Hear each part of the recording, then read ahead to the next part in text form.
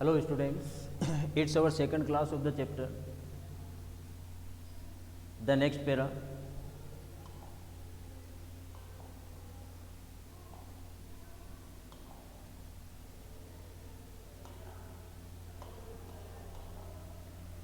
When my parents were comfortably settled in the city. अब writer कहता है कि जब उसके पेरेंट्स कंफर्टेबली सेट हो गए शहर में, सिटी में, they send for us. Send for means called for. उन्होंने हमें बुला लिया. Means the author and his grandmother. That was a turning point in our friendship. अब ऑथर कहता है कि यहाँ से हमारी मित्रता में एक टर्निंग पॉइंट था, एक मोड़ था. Although we share the same room, यद्यपि हम एक ही रूम को शेयर करते थे. My grandmother no longer came to school with me. लेकिन अब मेरी दादी माँ मेरे साथ स्कूल नहीं आती थी. ठीक है. I used to go to an English school in a motor bus. और जिसका रीज़न ये है कि वो कहता है कि मैं अब एक इंग्लिश स्कूल में जाता था और मोटर बस में जाता था. तो it was the reason the grandmother could not come to school with the author. ठीक है. There were no dogs in the streets. अब यहाँ गलियों में कुत्ते नहीं थे. And she took to feeding sparrows. Sparrows होती है गोरैया, छोटी चिड़िया होती है. In the courtyard of our city house. तो दादी माँ ने क्या किया शहर में, उनका जो शहर में घर था उसके कोर्टयार्ड में, मतलब उसके आंगन में स्पीरोज को खाना खिलाना स्टार्ट कर दिया. ठीक है. जबकि गांव में वो डॉग्स को खाना खिलाती थी. ठीक है, जो स्टेल चपातीज. और यहाँ शहर में उसने स्पीरोज को खाना खिलाना शुरू किया. As the years rolled by means passed by. जैसे जैसे वर्ष बीतते गए we saw less of each other. हमारा एक दूसरे से मिलना कम हो गया. फॉर सम टाइम्स ही continue to wake me up and get me ready for school. तो थोड़े समय तो वह मुझे कंटिन्यू जगाती रही और स्कूल के लिए मुझे तैयार करती रही. When I came back, she would ask me what the teacher had taught me. जब मैं स्कूल से आता था तो दादी माँ मुझसे पूछती थी कि मुझे स्कूल में जो सिखाया गया था. ठीक. तो I would tell her English words and little things of Western science and learning. तो राइटर जो स्कूल में सिखाया जाता था वो अपनी दादी माँ को एक्सप्लेन करता था. तो वो कहता है I would tell her English words. तो मैं कुछ उसे इंग्लिश वर्ड्स के बारे में बताता था. और जो little things of western science and learning, जो वेस्टर्न साइंस लर्निंग के बारे में छोटी चीज़ें हैं, जैसे द लॉ ऑफ ग्रेविटी, गुरुत्वाकर्षण का सिद्धांत कहते हैं. आर्किमिडीज प्रिंसिपल, आर्किमिडीज का सिद्धांत है. And the world being round, और ये संसार में अदर जितनी भी चीज़ें हैं तो वो सारी चीज़ें वो उन्हें बताता था, अपनी दादी माँ को एक्सप्लेन करता था. The things which taught in the school.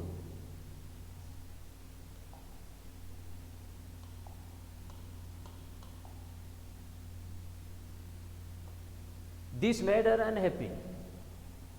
लेकिन ये चीज़ें दादी माँ को हमेशा अनहैप्पी बनाती थी. अनहैप्पी मतलब नाराज़ या दुखी बनाती थी, वो खुश नहीं होती थी. She could not help me with my lessons. जिसका एक रीज़न तो ये था कि अब वह उसके लेसन्स में हेल्प नहीं कर सकती थी. She did not believe in the things they taught at the English school. दादी माँ उन चीज़ों पर भी विश्वास नहीं करती थी जो चीज़ें उसे इंग्लिश स्कूल में सिखाई जाती थी. ठीक है. एंड वाज डिस्ट्रेस्ड, और दादी माँ दुखी होती थी. That there was no teaching about God and the scriptures. कि वहाँ स्कूल में ईश्वर और धर्म ग्रंथों की शिक्षा नहीं दी जाती थी. तो इस बात से वह दुखी होती थी. The meaning of scripture means holy books, पवित्र पुस्तकें. ये वर्ड पहले भी आ चुका है. फिर एक दिन, वन डे, आई अनाउंस्ड. ऑथर ने आते ही, घर में आते ही ये अनाउंसमेंट किया, घोषणा की, that we were being given music lesson. कि हमें स्कूल में म्यूजिक लेसन दिए जाने वाले थे. She was very disturb. तो ये सुनकर दादी माँ बहुत ज़्यादा डिस्टर्ब हो गई. क्यों? उसका रीज़न है यहाँ से. टू हर मीन्स दादी माँ के लिए music had lewd association. लेव्ड association कहते हैं लो स्टेटस वर्क. दादी माँ के लिए म्यूजिक लो स्टेटस वर्क था, मतलब निम्न स्तर का कार्य था. ठीक है. लो status work, low status work. It was the monopoly, monopoly means complete right, music के ऊपर कंप्लीट अधिकार था हार्लट्स का एंड बेगर्स का। हार्लट्स कहते हैं प्रोस्टिट्यूट्स मतलब वेश्याएं, और बेगर्स होते हैं भिखारी। तो म्यूजिक के ऊपर हार्लट्स और बेगर्स का कंप्लीट अधिकार था। And not meant for gentle folk, gentle folk means ordinary citizen, तो साधारण व्यक्तियों का इससे कोई मतलब नहीं था। तो it was the reason the grandmother was very disturb. ठीक है, तो ग्रैंड मदर के लिए म्यूजिक का मतलब था, again repeat, music had lewd association. ठीक है, मतलब म्यूजिक निम्न स्तर का कार्य था, और it was the monopoly of harlots and beggars, इसके ऊपर हार्लट्स और बेगर्स का एकाधिकार था, और जनरल लोगों से इसका कोई मतलब नहीं था। मतलब पहले जनरल लोगों के द्वारा म्यूजिक का यूज नहीं किया जाता था, म्यूजिक नहीं करते थे। शी सैड नथिंग, दादी माँ ने कुछ नहीं कहा, but her silence meant disapproval, disapproval means disagree, लेकिन उसकी साइलेंस का मतलब था कि she was disagree to her proposal. She rarely talked to me after that, इसके बाद वह मुझसे मुश्किल से बात करती थी। इसके बाद नेक्स्ट पैरा लेते हैं। Yes, when I went to university, अब इसके बाद राइटर जब ऑथर जब पढ़ने के लिए यूनिवर्सिटी गया, I was given A room of my own, तो ऑथर को अपना स्वयं का रूम दिया गया। The common link of friendship was snapped, अब जो फ्रेंडशिप का उन दोनों में कॉमन लिंक था वो टूट गया। My grand mother accepted her seclusion, seclusion कहते हैं लोनलीनेस, अकेलापन, मेरी दादी माँ ने अपने अकेलेपन को स्वीकार कर लिया। विद रेजिग्नेशन, रेजिग्नेशन का मतलब विद सेटिस्फेक्शन, सहमति के साथ या संतुष्टि के साथ। सेक्लूजन मीन्स लोनलीनेस, अकेलापन, और रेजिग्नेशन कहेंगे satisfaction. She rarely left her spinning wheel, spinning wheel कहते हैं सूत काटने का चरखा, टू टॉक टू एनीवन, इसका मतलब है कि वह मुश्किल से अपने स्पिनिंग व्हील को छोड़ती थी किसी से बात करते समय। सूत काटने का चरखा होता है जिससे पहले पुराने ज़माने में जितने भी आपके ग्रैंड फादर या ग्रैंड मदर्स हैं तो उनके पास आप देखना इस तरह का एक चरखा होता था जिससे वो सेफली खुद ही सूत काटने का वर्क किया करते थे। Okay, from sunrise to sunset यानी सूर्योदय से सूर्यास्त तक, she sat by her wheel spinning, वह अपने सूत काटने के चरखे पर बैठी रहती थी। एंड रिसाइटिंग प्रेयर्स, प्रेयर्स को रिसाइट करते हुए। ठीक है, ये उसका डेली वर्क था सनराइज से लेकर सूर्यास्त तक। Only in the afternoon she relaxed for a while, केवल दोपहर में वह थोड़ी देर रिलैक्स होती थी। टू फीड द स्पैरोज, उन स्पैरोज को खाना खिलाते समय। While she sat in the बरामदा, जब वह बरामदे में बैठती थी। Breaking the bread into little bits, little bits होते हैं मतलब स्मॉल पीसेज, छोटे टुकड़े, तो रोटी के छोटे टुकड़े बनाते हुए या रोटी को छोटे टुकड़ों में तोड़ते हुए वह बरामदे में बैठती थी। तो hundreds of little birds collected round her creating a veritable bedlam of chirping, तो सैकड़ों की संख्या में जो छोटे पक्षी थे उसके चारों ओर कलेक्ट हो जाते थे।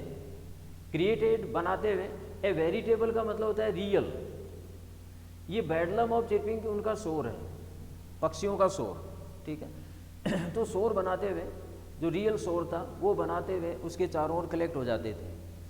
Some came and perched on her legs, perch का मतलब है सेट, बैठ जाते थे, एस-ए-टी, पार्स्ड, कुछ आते हुए उसकी टांगों पे बैठते थे। अदर्स ऑन हर शोल्डर्स, और कुछ उसके कंधों पर बैठते थे। Some even sat on her head, कुछ उसके सर पर बैठते थे। सी स्माइल्ड, वह मुस्कुराती थी। But never Sood them away, लेकिन उनको कभी भगाती नहीं थी। ठीक है, सूद का मतलब है मूड देम।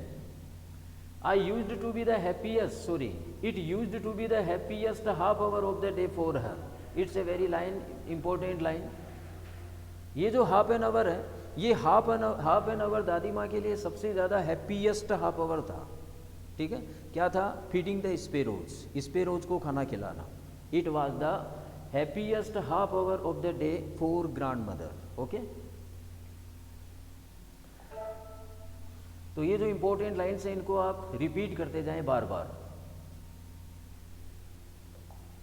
नेक्स्ट पैरा पढ़ते हैं।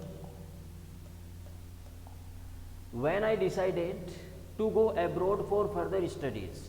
अब आफ्टर दैट, इसके बाद जब राइटर ने डिसाइड किया एब्रॉड जाने का, एब्रॉड मीन्स फॉरेन, विदेश जाने का, वो भी आगे की स्टडी के लिए, तो I was sure my grand mother would be upset. तो राइटर को पूरा विश्वास था कि उसकी दादी माँ परेशान होगी।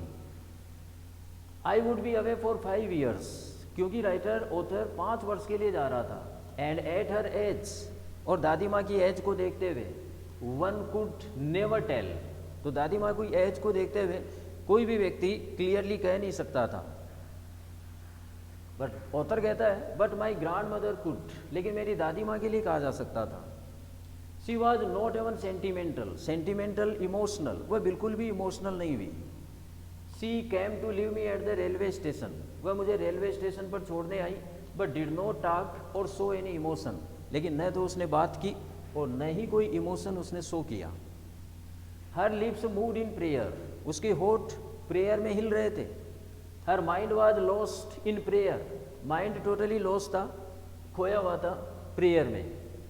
हर fingers were busy telling the beads of her rosary, उसकी जो अंगुलियां हैं वो व्यस्त थी उसकी बीट्स ऑफ रोजरी को जपने में, ठीक है, जो मणियों की माला थी ना उसके एक हाथ में, उसको जपने में। Silently she kissed my forehead, author कहता है कि साइलेंटली उसने मेरे माथे पर किस किया, फोरहेड मीन्स माथा। एंड व्हेन आई लेफ्ट, और जब मैं चला, आई चेरिस्ड द मोइस्ट इम्प्रिंट, तो जो किस किया गया था उस किस को, उस ये जो छाप थी, इम्प्रिंट थी जो मोइस्ट थी, ठीक है, मतलब नम इम्प्रिंट, इसको मैंने संजो लिया। As perhaps the last sign of physical contact between us, शायद हमारे बीच में ये अंतिम कॉन्टेक्ट, लास्ट फिजिकल कॉन्टेक्ट समझकर, ठीक है। तो राइटर ने, ऑथर ने उस इम्प्रिंट को अपने भीतर, अपने माइंड, अपने मन में संजो लिया। But that was not so, लेकिन ऑथर कहता है कि ऐसी कोई बात नहीं थी। After 5 years I came back home, 5 साल के बाद ऑथर फिर घर आया। And was met by her at the station, और वह अपनी दादी माँ से स्टेशन पर मिला। She did not look at a older, वह एक दिन भी बूढ़ी नहीं दिख रही थी। She still had no time for words, बोलने के लिए अब भी उसके पास समय नहीं था। And while she clapped me in her arms, और उसने मुझे अपनी भुजाओं में लिया। I could hear her reciting prayers, मैं उसकी प्रेयर जो वो रिसाइट कर रही थी, रिपीट कर रही थी, उसे मैं सुन सकता था। Even on the first day of my arrival, मतलब मेरे आने के पहले दिन ही, जब राइटर फॉरेन से आया था पहले दिन, her happiest moments were with her sparrows, दादी माँ के जो हैप्पीएस्ट मोमेंट थे वो स्पेरोज के साथ थे। होम शी फेड लॉन्गर, जिनको उसने लंबे समय तक खाना खिलाया। एंड विद फ्यूवलस रिबुक्स, रिबुक्स का मतलब होता है डांट, मतलब स्कोल्डिंग, डांटना। और फ्रीवलस का मतलब होता है not angrily, not angrily means very simply, ठीक है। तो बहुत ही सामान्य रूप से उनको डांटते हुए दादी माँ ने उन स्पेरोज को खाना खिलाया, और यही उसके हैप्पीएस्ट मोमेंट्स थे, किसके, दादी माँ के।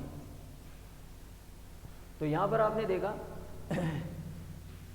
कि जिस दिन राइटर, ऑथर घर आया था, तो घर आने के पहले दिन ही जो दादी माँ के जो हैप्पीएस्ट मोमेंट्स थे with were sparrows. In the evening A change came over हर, अब ऑथर कहता है कि शाम को दादी माँ में एक परिवर्तन आया। ये सेम इवनिंग है जब author returned home from the abroad, जब एब्रॉड से ऑथर घर लौटा था, ठीक है, ये वही सेम इवनिंग है। अब परिवर्तन क्या आया देखो, पहला परिवर्तन तो ये है कि सी डिड नॉट प्रे, उसने प्रार्थना नहीं की। फिर she collected the women of the neighbourhood, उसने पड़ोस की जो महिलाएं थी उनको कलेक्ट किया, इकट्ठा किया। गॉट एन ओल्ड ड्रम, पुराना सा एक ड्रम लिया।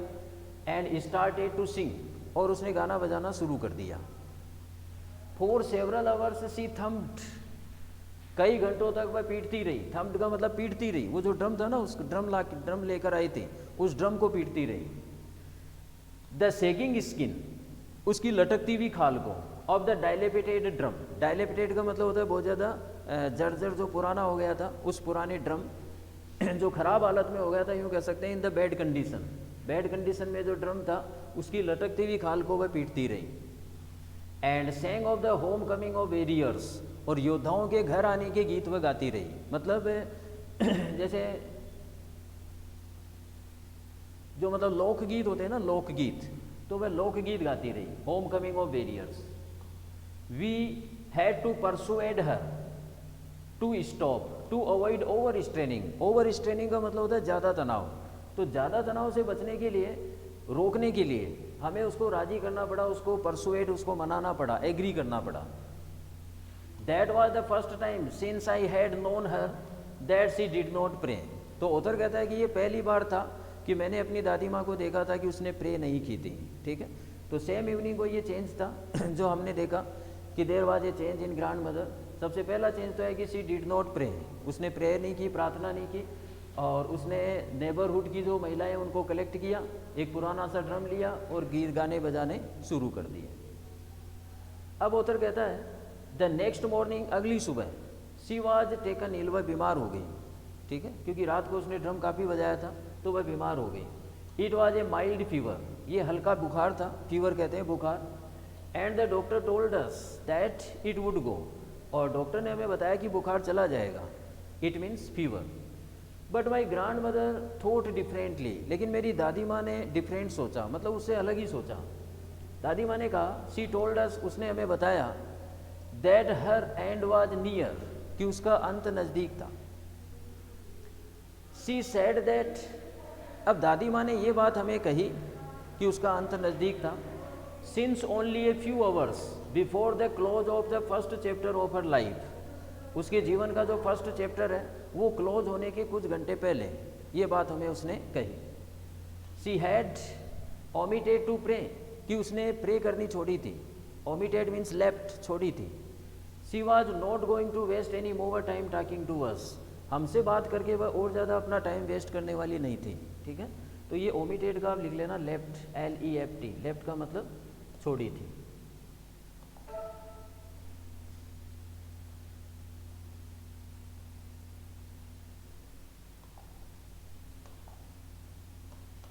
वी प्रोटेस्टेड, अब दादी माँ जैसा कि अपना टाइम वेस्ट करने वाली नहीं थी उनसे, फैमिली मेम्बर से बात करते हुए, लेकिन ऑथर कहता है कि हमने इसका विरोध किया। But she ignored our protest, लेकिन उसने हमारे विरोध को अनदेखा कर दिया, इग्नोर कर दिया। She lay peacefully in bed praying and telling her beads, वह साइलेंटली अपने बेड पर लेटी थी प्रे करते हुए और जो बीट्स थे उनको जपते हुए, जो माला उसके हाथ में थी उसको जपते हुए। Even before we could suspect, हमारे संदेह करने से पहले, हर लिप्स स्टॉप्ड मूविंग, उसकी जो होठ है वो मूविंग करने से रुके, हिलने से रुक गए। And the rosary fell from her lifeless fingers, और जो मणियों की माला थी वो उसकी लाइफलेस फिंगर से नीचे गिर गई, उसकी अंगुलियों से नीचे गिर गई। A peaceful pallor spread on her face, मतलब पीलापन उसके चेहरे पर छा गया। And we knew that she was dead, और हम समझ गए कि वह मर गई थी। ठीक है, we lifted her off the bed, तो हमने उसे बेड से उठाया, एज इज कस्टमरी, जैसा कि रिवाज है, laid her on the ground, और उसे ज़मीन पर लेटा दिया। And covered her with a red shroud, shroud का मतलब कफन होता है, जो लाल कपड़ा जो डेड बॉडी पर बिछाया जाता है। ठीक है, और उसे लाल कफन से उसे ढक दिया। After a few hours of morning, ये मॉर्निंग है मतलब विलाप करने के बाद वेलिंग, कुछ घंटे विलाप करने के बाद या रोने धोने के बाद, वी लेफ्ट हर अलोन, हमने उसे अकेला छोड़ दिया। To make arrangements for her funeral, funeral का मतलब दाह संस्कार, उसके दाह संस्कार का अरेंजमेंट करने के लिए हमने उसको अकेला छोड़ दिया। इन द इवनिंग, शाम को, we went to her room, हम उसके कमरे में गए, with a crude stretcher, crude stretcher कहते हैं अर्थी, अर्थी के साथ, to take her to be cremated, cremated का मतलब होता है the process of funeral, the process of funeral को क्रीमेटेड कहते हैं, मतलब दाह संस्कार की प्रक्रिया। तो दाह संस्कार के लिए अर्थी लेकर हम उसके कमरे में गए। द सन वाज सेटिंग, सूर्य अस्त हो रहा था, and had lit her room and बरामदा with a blaze of golden light. सूर्य जब अस्त होता है तो उसकी जो लाइट है वो गोल्डन लाइट होती है, सुनहरी रोशनी। तो सूर्य की जो सुनहरी रोशनी थी उसे बरामदा और उसका कमरा चमक रहा था, दादी माँ का कमरा चमक रहा था। फिर वो कहता है we stopped halfway in the courtyard, तो आंगन में आकर हम आधे रास्ते पर रुक गए। ऑल ओवर द बरामदा, पूरा का पूरा बरामदा, एंड इन हर रूम, और दादी माँ का कमरा, right up to where she lay dead, मतलब जहाँ तक वह मृत लेटी हुई थी, and steep raped in the red shroud, और लाल कफन से लिपटी हुई थी, ठीक वहाँ तक। Thousands of sparrows set scattered on the floor, हजारों की संख्या में जो स्पैरोज हैं वो बिखरे हुए फर्श के ऊपर बैठे थे, बिखरे हुए फर्श के ऊपर बैठे थे, या फर्श के ऊपर बिखरे हुए थे। देयर वाज नो चिरपिंग, उन पक्षियों की तरफ से कोई भी चहचहाट की आवाज़ नहीं थी। We felt sorry for the birds, तो हमें पक्षियों के लिए दुख हुआ। And my mother fetched some bread for them, मेरी माँ उनके लिए कुछ रोटी लेकर आई। She broke it into little crumbs, crumbs का मतलब अगेन स्मॉल पीसेज, छोटे छोटे टुकड़े या स्मॉल बाइट्स। और मेरी माँ ने उन रोटियों के छोटे छोटे टुकड़ों में उसे तोड़ा। The way my grandmother used to, मतलब जिस तरह से मेरी दादी माँ तोड़ा करती थी। At the end of the story, and threw it to them, और वो जो टुकड़े हैं वो उन स्पैरोज को डाल दिए। The sparrows took no notice of the bread, लेकिन उन स्पैरोज ने ब्रेड पर ध्यान ही नहीं दिया, रोटी पर ध्यान ही नहीं दिया। When we carried my grandmother से कॉप्स, कॉप्स कहते हैं डेड बॉडी, और ओप, जब हम दादी माँ की डेड बॉडी को ले गए, दे फ्लू अवे क्वाइटली, वे चुपचाप उड़ गए। नेक्स्ट मॉर्निंग, अगली सुबह, the sweeper swept the bread crumbs into the dustbin, अगली सुबह स्वीपर ने वो जो रोटी के टुकड़े थे उनको डस्टबिन में डाल दिए। ये कॉप्स का मतलब आप लिख लेना, डेड बॉडी को कहते हैं। ओके, तो it's the story and it's a very beautiful description of the grandmother, the author's grand mother, ठीक है।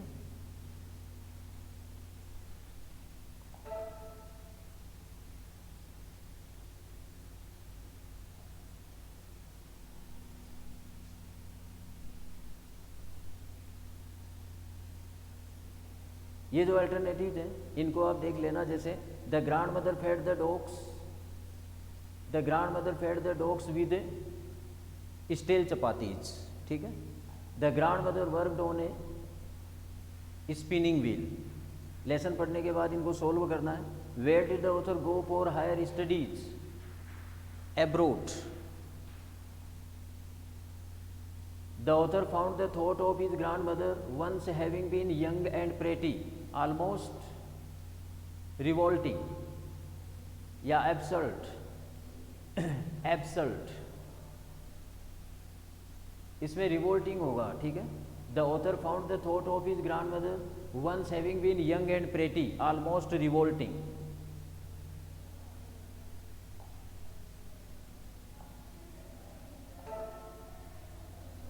इसके बाद देखो ये क्वेश्चन, यहाँ पर 5 क्वेश्चन है 30 to 40 वर्ड्स में। That was the turning point in our friendship, what was the turning point? ये क्वेश्चन ये पूछ रहा है कि ये उनकी मित्रता में एक टर्निंग पॉइंट था, तो ये टर्निंग पॉइंट क्या था? तो आप ध्यान से सुनना इस क्वेश्चन का आंसर। टर्निंग पॉइंट था कि when the author's parents were comfortably settled in the city, जब शहर में वो आराम से सेट हो गए, तो दे कॉल्ड फॉर या they sent for the author and his grand mother, उन दोनों को बुला लिया। तो it was the turning point in their friendship, यही उनकी मित्रता में टर्निंग पॉइंट था, ठीक है। और यहाँ पर आपको एक पॉइंट और भी लिखना है कि now the grandmother could not go to school with the author, the author के साथ अब वह स्कूल नहीं जा सकती थी, ओके। सेकंड नंबर क्वेश्चन है कि how did the grandmother help her grandson in the morning before going to school? ये हमने बहुत अच्छे से रीड किया था। इसका मतलब है कि दादी माँ अपने पोते की हेल्प कैसे करती थी स्कूल जाने से पहले, ठीक है। तो सबसे पहले तो ये है कि the grandmother used to wake up her grandson in the morning and get him ready for the school, और स्कूल के लिए उसको तैयार करती थी, ठीक है। फिर आपको लिखना है कि she bath and dressed him, वह उसको नहलाती थी, उसको कपड़े पहनाती थी। और 3 चीज़ें हैं, जैसे एक तो अर्थन इंक पॉट, एक उसकी जो स्लेट है, और एक है रेड पेन, ठीक। तो इन चीज़ों को मतलब all the things she tied in a bundle, तीनों चीज़ों को वह एक बंडल में बांधती थी। And handed it to the author, और ऑथर को वो देती थी। तो इस तरह से ये उनका डेली प्रोसेस था जो हमें यहाँ लिखना है। द 3rd नंबर क्वेश्चन है कि what were the grandmother's views about learning music. दादी माँ के विचार हमने पढ़े थे म्यूजिक के बारे में, ठीक है। इसी चैप्टर में हमने पढ़ा है, इसी क्लास में, कि दादी माँ जो म्यूजिक है मतलब for the grandmother the music had lewd association. भाई दादी माँ के लिए म्यूजिक लेव्ड एसोसिएशन था, मतलब लो स्टेटस वर्क था, ठीक है। और it was the monopoly of harlots and beggars and not meant for gentle folk, और साधारण लोगों से इसका कोई मतलब नहीं था, इस पर एकाधिकार था हार्लट्स का मतलब वेश्याओं का और बेगर्स का। 4th नंबर क्वेश्चन देखो, describe the grandmother's association with the sparrows, मतलब दादी माँ का जो संबंध है स्पेरोज के साथ। तो पहले तो आपको ये लिखना है कि the grandmother started to feed sparrows in the courtyard of the city house. उनके शहर का जो घर था उसकी कोर्ट यार्ड में उसने स्पेरोज को खाना खिलाना शुरू किया था। और फिर आपको लिखना है कि इट वाज द या it used to be the happiest moment, happiest half an hour for the grandmother. दादी माँ के लिए सबसे ज़्यादा हैप्पीएस्ट हाफ एन आवर हुआ करता था। 5 नंबर क्वेश्चन देखो, what did the grand mother do on the evening of the author's return from abroad, ठीक है। इसका मतलब है कि दादी माँ ने उस सेम इवनिंग को क्या किया, जिस शाम को ऑथर एब्रोड से लौटा था, तो उस शाम को पहला परिवर्तन तो उसमें आया था कि शी डिड नॉट प्रे। एक तो उसने प्रे नहीं की थी, दूसरी बात उसने नेबर से मतलब अपने नेबरहुड से उन महिलाओं को कलेक्ट किया। She assembled the women from the neighbourhood, फिर एक पुराना सा वो ड्रम लिया और फिर उसको गाना बजाना शुरू किया, ठीक है। तो the same thing we have to write in the answer number 5। इसके बाद जो आप लॉन्ग आंसर टाइप क्वेश्चन तैयार करें तो यहाँ देखो, right a character sketch of the author's grand mother. जो ऑथर का ग्रैंड मदर स्केच है, करेक्टर स्केच, ये सबसे ज़्यादा इंपॉर्टेंट क्वेश्चन रहेगा और इसको तैयार करना है। अब जो ऑथर का ये जो करेक्टर स्केच है ये आपको लिखना है यहाँ से। जो फर्स्ट जो 2 पैराग्राफ हैं इस लेसन के फर्स्ट में, जो 2 पैराग्राफ हैं, ये दोनों पैराग्राफ आपको अच्छे से तैयार करने हैं। ये फर्स्ट है और ये सेकंड है, ठीक है। और यही करेक्टर स्केच है। इसमें मैं आपको एक बार और रिपीट कर देता हूँ आपको क्या लिखना है। आपको सबसे पहले लिखना है कि the author's grand mother was an old woman. The author's grand mother was an old woman, ठीक है। एक तो ये लाइन हो गई। फिर आप लिखेंगे शी हैड बीन ओल्ड, वह बूढ़ी थी, and wrinkled everywhere on her face, मतलब उसके चेहरे पर क्या थी, झुर्रियाँ थी।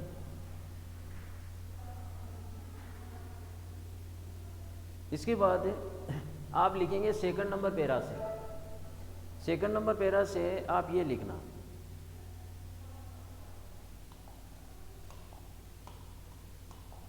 She had always been short fat and slightly bent, मतलब वह हमेशा से कद में छोटी थी, मोटी थी और झुकी हुई थी, मतलब थोड़ा झुकी हुई थी। ये लाइन हो गई।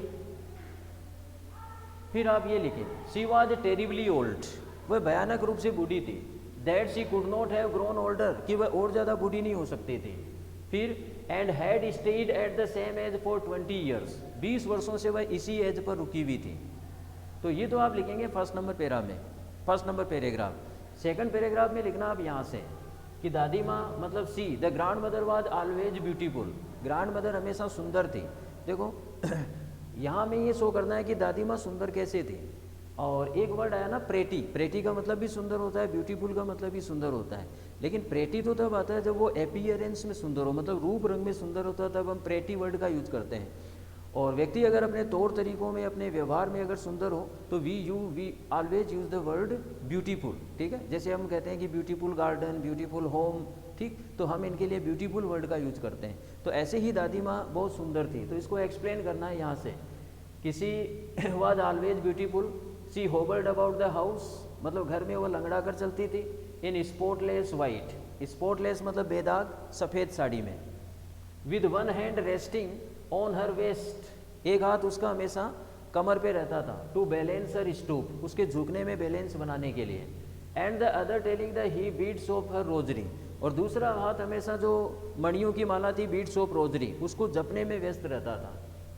हर सिल्वर लॉक्स, सिल्वर कलर की उसकी बालों की लटें, वर स्केटर्ड अनटाइडली ओवर हर पेल और पकड़ फेस, उसके पीले, और पकड़ का मतलब होता है रिंकल्ड, मतलब झुर्रियों वाले चेहरे पर अनटाइडली बिखरी भी रहती थी। अनटाइडली का मतलब इधर उधर। And her lips constantly moved, उसके होठ है वो लगातार हिलते थे। इन ऑडिबल प्रेयर, मतलब अश्रव्य प्रेयर में, मतलब जो सुनाई नहीं देने वाली प्रेयर में।